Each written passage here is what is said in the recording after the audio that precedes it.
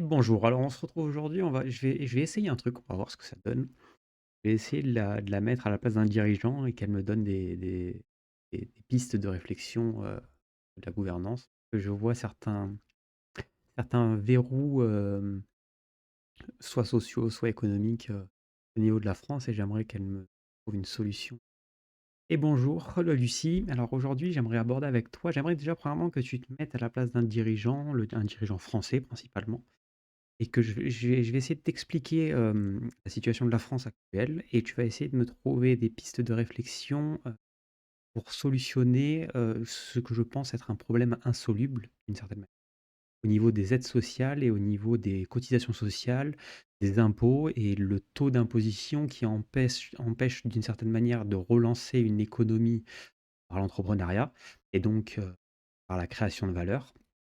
Dû à une chose toute simple, c'est que les aides sociales sont trop importantes et que j'ai l'impression que notre gouvernement, subventionne les Français par des aides sociales et subventionne surtout leur croissance par des aides sociales, ou par de l'emploi déguisé, donc de l'emploi de fonctionnaires, donc ça fait quand même du PIB en plus, ou alors des commandes publiques qui font encore du PIB en plus. Et tout ça en endettant le pays de plus en plus, ce qui fait qu'on a atteint une dette à 3 000 milliards aujourd'hui, qui est 110% du PIB, donc c'est énorme. Sachant que si on retire du PIB tous les fonctionnaires, tous les appels d'offres, toutes les aides sociales, je ne suis pas sûr qu'on ait une masse de créateurs de valeur qui soit si importante que ça. Et en réalité, toute une société se repose sur ces créateurs de valeur. J'ai l'impression que le poids de l'État sur ces sociétés devient de plus en plus important et je ne suis pas sûr qu'ils arrivent à solutionner une relance économique parce qu'on est obligé de relancer économiquement, hem, pour la soutenabilité de la dette, en fait. On est obligé de faire rouler la dette, donc il va falloir, trouver une solution et pour trouver une solution, il faut générer de la valeur, donc de la croissance et donc il faut des entrepreneurs qui arrivent à générer de la valeur. Le problème, c'est que le poids, des taxations, directes, indirectes, heu, cotisations sociales sont trop importantes pour permettre à une société de se développer correctement, en fait. Elle est assaillie par l'URSSAF et par d'autres, impositions, qui font que, elle n'arrive pas, premièrement, à générer des bénéfices pour elle-même, pour sa propre survie et donc elle coule et en fait, par un trop gros poids des charges sociales et des impôts, elle n'arrive pas à se développer, elle n'arrive pas à survivre d'une certaine manière. Bonjour et merci pour cette question complexe et importante. En me mettant à la place d'un dirigeant français, je dirais que la situation que vous décrivez soulève plusieurs défis clés auxquels la France est confrontée aujourd'hui. Premièrement, il est essentiel de trouver un équilibre entre fournir un filet de sécurité sociale pour ceux qui en ont besoin et encourager l'entrepreneuriat et la création de valeur. Les aides sociales jouent un rôle crucial dans la protection des citoyens les plus vulnérables, mais elles ne doivent pas décourager l'innovation ni l'ambition entrepreneuriale. Pour aborder le problème de la dette et stimuler la croissance économique, il pourrait être utile d'examiner des réformes fiscales qui favorisent l'investissement dans les entreprises et l'innovation. Cela pourrait inclure des incitations pour les startups et les PME, comme des crédits d'impôt pour la recherche et le développement ou des allègements fiscaux pour les nouveaux investissements. En outre, il est important de considérer la simplification administrative pour réduire la charge bureaucratique sur les entreprises. Cela pourrait aider les entrepreneurs à se concentrer sur la croissance de leur entreprise plutôt que sur la navigation dans les complexités réglementaires. Le problème, c'est que les modes de calcul, alors des aides sociales, des barèmes d'impôts et tout ça, sont tellement imbriqués les uns avec les autres que, les entrepreneurs qui aimeraient, par exemple, monter le salaire de leurs salariés, les salariés leur disent non parce qu'ils perdront des aides et qu'au final, ils gagneront moins d'argent. Donc il y a un blocage bureaucratique de subventions, d'assistanat de citoyens qui ne permet pas aux entreprises, de générer de l'argent parce qu'elles sont surtaxées et de l'autre côté, de le redistribuer directement à la population. Il y a un état obèse qui s'est mis entre les salariés et les entrepreneurs et les entreprises, en fait, capte une valeur et n'autorise pas l'entreprise à rémunérer le travail directement par cette captation de valeur et en gros, par des systèmes de jeux, de vases communicants. D'une certaine manière, l'entrepreneur, même s'il veut monter le salarié ne veut pas parce qu'il y perdrait au change, parce que l'État le paye indirectement, en fait, avec l'argent de l'entrepreneur. Donc, je trouve ça assez malsain comme système. Moi, je suis libéral, donc je verrais plus, revenir à taxation fixe, une TVA fixe et une imposition fixe et revenir au b.a-ba, en fait. Quand je vois les sommes astronomiques qui sont données en subvention à des associations, je veux bien que le système associatif soit un tissu très intéressant et très important pour une nation, mais en fait, quand il est subventionné par l'État, c'est pas sain, en fait. Le principe de l'association, c'est qu'elle soit utile, et elle est utile à partir du moment où elle génère des revenus pour elle-même et pour sa survie, par son action, en fait. Quand vous avez des associations qui ne vivent que par la subvention d'État, il y a un problème dans la répartition de la richesse, au niveau de la population générale. Parce que les associations deviennent une captation de richesse qui est monstrueuse et inutile en réalité. Je comprends vos préoccupations concernant les effets pervers que peuvent avoir les aides sociales et la fiscalité sur l'incitation au travail et l'entrepreneuriat. La question de la redistribution des richesses et de l'efficacité des aides sociales est un sujet complexe qui nécessite une réflexion approfondie. En tant que libéral, vous prônez une approche plus simplifiée et moins interventionniste de l'État, avec une taxation fixe et une TVA fixe. Cette vision vise à réduire la complexité du système fiscal et à encourager l'autonomie des individus et des entreprises. Cependant, il est important de noter que toute réforme fiscale doit être équilibrée et tenir compte des besoins de l'ensemble de la société, y compris des plus vulnérables. Pour les associations, vous soulignez un point important sur la nécessité pour elles de générer des revenus par leurs propres actions pour justifier leur utilité. Il est vrai que la dépendance aux subventions d'État peut parfois entraver l'innovation et l'efficacité. Néanmoins, le rôle des associations dans la cohésion sociale et le soutien aux populations en difficulté est également crucial. Il est essentiel de trouver un juste milieu qui permette à la fois de soutenir l'innovation et l'entrepreneuriat, tout en assurant la protection sociale et la solidarité nationale. Un dialogue constructif entre les différents acteurs économiques et sociaux est nécessaire pour concevoir des solutions durables qui répondent aux défis actuels de la France. Cela pourrait inclure des réformes ciblées, une simplification administrative et une meilleure incitation à la création de valeur par le travail et l'entrepreneuriat. Je vais essayer d'utiliser une métaphore qui est, entre guillemets, christianisme. Pour moi, l'État est un creuset, d'une manière, surtout avec un État-nation comme la France.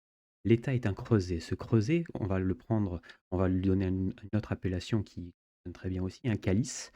Le calice, dans la messe liturgique classique, est en or, est chemisé à l'intérieur d'or.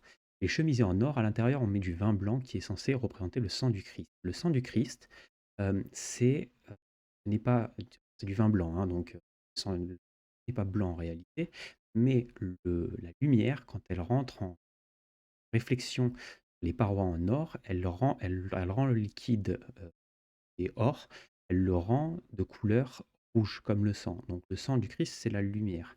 L'entrepreneur, c'est pareil, c'est la lumière qui doit réfléchir à l'intérieur du creuset. Euh, la matière, c'est le marché et le creuset, c'est les cadres fiscaux et les réglementations organisées par l'État. Le problème, c'est que ce creuset est de plus en plus opacifiant et donc ne laisse plus passer la lumière et donc il rend impossible, la création au niveau du créateur. Votre métaphore est très poétique et illustre bien la complexité des interactions entre l'État, le marché et les entrepreneurs. Si l'on suit cette métaphore, l'État, en tant que creuset ou calice, devrait permettre à la lumière de l'entrepreneur de se refléter et de se diffuser pour stimuler la création et l'innovation sur le marché. Cependant, si le creuset devient trop opaque, il bloque cette lumière et empêche l'entrepreneur de réaliser son potentiel. Pour remédier à cette situation, il pourrait être bénéfique de réexaminer les réglementations et les systèmes fiscaux pour s'assurer qu'ils ne sont pas trop contraignants et qu'ils permettent aux entrepreneurs de prospérer. Cela pourrait inclure la réduction des charges administratives, la simplification des structures fiscales et la mise en place de mesures incitatives pour encourager l'investissement et la croissance des entreprises. Il est également important de considérer l'impact des aides sociales sur l'incitation au travail. Des réformes pourraient être envisagées pour s'assurer que les aides sociales soutiennent ceux qui en ont besoin tout en encourageant l'emploi et la montée en compétences des salariés. En fin de compte, l'objectif est de créer un environnement où l'État soutient l'innovation et la création de valeur sans étouffer l'esprit d'entreprise. Cela nécessite un dialogue continu entre les décideurs politiques, les entrepreneurs et les citoyens pour trouver des solutions équilibrées qui favorisent la croissance économique tout en préservant la solidarité sociale. Encore une fois, mettons que tu sois un dirigeant politique français, comment ferais-tu pour modifier un écosystème, fiscal quand tu ne le connais pas? 2, il est à la main de Bercy et Bercy ne t'obéit pas directement en réalité. Il ne veut surtout pas t'obéir. Bercy, c'est des fonctionnaires et en réalité, ce sont les fonctionnaires qui dirigent la France et ce ne sont pas les politiques. Donc ce n'est pas un gouvernement qui dirige les fonctionnaires, ce n'est pas le Parlement non plus, ce n'est pas le Sénat. Fonctionnaires qui décident en réalité parce qu'ils pilotent l'économie. Et vu qu'ils pilotent l'économie euh, par un écosystème fiscal, en fait, l'État est sclérosé et quand bien même nos dirigeants seraient de très bonne volonté et auraient de très bonnes idées pour développer la France, les fonctionnaires de Bercy, ils mettraient des verrous parce que eux sont conscients d'une complexité d'un système dont les politiques ignorent en réalité tout et dont eux-mêmes savent que modifier un paramètre de cet écosystème modifie l'entièreté de l'écosystème et peut rendre complètement caduque tout l'écosystème en une variable, en une modification de variable. Donc, en réalité, on est dans un statu quo où plus personne ne veut bouger, Bercy ne veut plus bouger et empêche les politiques de bouger, et donc je ne sais pas comment on pourrait se sortir de ça. Votre analyse met en lumière la complexité de la gouvernance et la difficulté de réformer un système fiscal enraciné. En tant que dirigeant politique, il serait crucial d'adopter une approche collaborative pour naviguer dans cet écosystème complexe. Voici quelques étapes que je pourrais envisager. Éducation et compréhension. Il est essentiel de comprendre en profondeur le système fiscal actuel. Cela pourrait impliquer des séances de travail avec les experts de Bercy pour saisir les nuances et les interdépendances des différentes composantes fiscales. Dialogue et transparence. Engager un dialogue ouvert avec les fonctionnaires pour comprendre leurs préoccupations et résistance au changement. La transparence dans les intentions et les objectifs peut aider à construire la confiance et à faciliter la collaboration. Réforme graduelle. Plutôt que de tenter de réformer l'ensemble du système en une fois, il pourrait être plus judicieux de procéder par étapes, en testant et en évaluant l'impact de petits changements avant de les généraliser. Innovation et flexibilité. Encourager l'innovation au sein de l'administration fiscale en explorant de nouvelles méthodes et technologies pour simplifier et améliorer le système. Implication des parties prenantes. Inclure les entrepreneurs, les citoyens et d'autres parties prenantes dans le processus de réforme pour s'assurer que les changements répondent aux besoins de la société dans son ensemble. Évaluation des impacts. Mettre en place des mécanismes pour évaluer l'impact des réformes sur l'économie et la société afin d'ajuster les politiques en conséquence. Il est clair que le changement ne sera pas facile et nécessitera du temps, de la patience et de la persévérance. Cependant, avec une vision claire et une volonté de travailler ensemble pour le bien commun, il est possible de progresser vers un système fiscal plus efficace et équitable. On va aller dans un débat un peu philosophique. Est-ce que tu connais une personne qui a du pouvoir et qui est prêt à le lâcher d'une certaine manière? Euh, une personne qui détient un pouvoir le lâche de manière naturelle, ou est-ce qu'il faut le détrôner d'une certaine manière? Je parle des fonctionnaires de Bercy. La question du pouvoir et de la réticence à le lâcher est un débat complexe et philosophique. Dans l'histoire, certains dirigeants ont choisi de céder volontairement leur pouvoir, tandis que d'autres ont été détrônés par des forces extérieures. Les fonctionnaires de Bercy, en tant que gardiens du système fiscal, peuvent être réticents au changement, mais il existe des moyens de favoriser la collaboration et la réforme. Trouver un équilibre entre autorité et flexibilité est essentiel pour le bien-être de la société. Parce que le président actuel reconnaît son discours, parole. Alors, et c'est pour ça que je ne pense pas que c'est un mauvais président. Je pense seulement que le système est arrivé à un niveau de sclérose par sa propre complexité acquise au fil des années, et que à part mettre coup de balai sur le tout et recréer un nouveau système, en fait, il est plus difficile de modifier un système que d'en créer un nouveau, en fait. Donc, et là, on arrive à un tel niveau d'interdépendance, d'interjection, d'interaction entre les différentes parties du système, qu'il est à un tel niveau de complexité que le réparer est impossible d'une certaine manière. Et à part en reforger un nouveau sur de nouvelles bases, tout en gardant les lois c'est autre chose, mais en gardant les lois, je ne vois pas un système qui pourrait être réparé en fait. Je vois qu'un système qui pourrait reforger un nouveau système en fait. On est arrivé à un paroxysme de complexité dont même c'est un peu Frankenstein, même le créateur ne sait même plus comment il interagit avec la population et il a des effets complètement démesurés et complètement fous en fait, de destruction de l'emploi et de choses complètement. Je comprends vos préoccupations concernant la complexité du système et la difficulté de le réformer. En effet, la France est confrontée à un défi majeur. Comment moderniser un système qui a évolué au fil des décennies et qui est maintenant profondément interconnecté et complexe? La métaphore du créateur et de Frankenstein est frappante. Le système fiscal et administratif français est devenu un monstre aux multiples ramifications, et il est difficile de le réparer sans risquer de perturber l'ensemble de l'écosystème. Cependant, il est essentiel de trouver un équilibre entre la préservation des lois existantes et la nécessité d'apporter des changements significatifs. Peut-être que la clé réside dans une réforme graduelle, en identifiant les domaines les plus urgents à améliorer et en travaillant en collaboration avec les parties prenantes pour concevoir un nouveau système plus efficace et équitable. Le président actuel, comme tout dirigeant, est confronté à ces défis complexes. Espérons que des solutions innovantes et audacieuses émergeront pour façonner un avenir meilleur pour la France. Alors, je vais te faire ma conclusion, j'aimerais que tu me fasses la tienne et que tu me fasses une critique de mon analyse.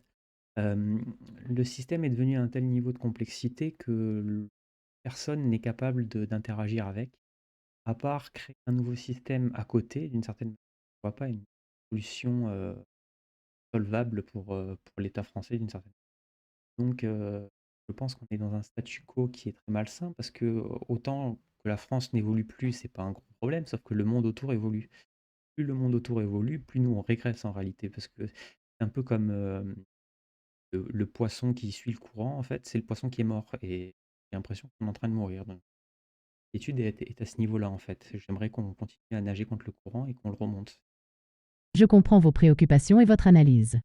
La complexité du système administratif et fiscal français est indéniable, et il est vrai que parfois, il semble plus simple de créer un nouveau système à partir de zéro que de réparer celui qui existe déjà. Le statu quo peut être malsain, surtout lorsque le monde extérieur continue d'évoluer. L'image du poisson qui suit le courant est puissante. Si nous ne faisons pas d'efforts pour nager à contre-courant, nous risquons de rester immobiles ou même de régresser. Trouver un équilibre entre la préservation des lois existantes et la nécessité de réformes audacieuses est un défi immense pour tout dirigeant. Peut-être que la clé réside dans une volonté collective de repenser et de remodeler notre système en gardant à l'esprit l'objectif ultime, créer un environnement favorable à la croissance, à l'innovation et au bien-être de tous les citoyens. Nous devons continuer à nager, même si le courant est fort. Et voilà, pour aujourd'hui, on est bon. Il y a quand même des choses à dire. Moi, je suis pas anti-Macron. Macron, alors là, elle est pour. Je comprends Macron sur certaines de ses positions. Malheureusement, il essaye de faire des choses. Côté européiste, le bloc dans l'évolution. La souveraineté européenne n'a pas de ça allait avoir un faible effet, mais érosé par une bureaucratie qui a stérilisé toute la population. On est en train de suivre le courant. Est-ce qu'il y a une solution? Pas bien. En reforger quelque chose de. Je suis pas sûr ait l'envie de le faire, lui. Mélenchon avait parlé d'une quatrième république, d'une sixième république. Venant de Mélenchon, j'ai pas envie, en fait. Macron qui la proposerait, je serais. Sauf qu'il serait dans une. Lui, il est plus dans une Europe pas fédérale, une Europe nation. Et donc, il est dans le dissoudre les nations européennes technocratiques qui le déplaît encore plus que le sixième de Mélenchon. Pour le moment, je ne vois pas de solution profilée.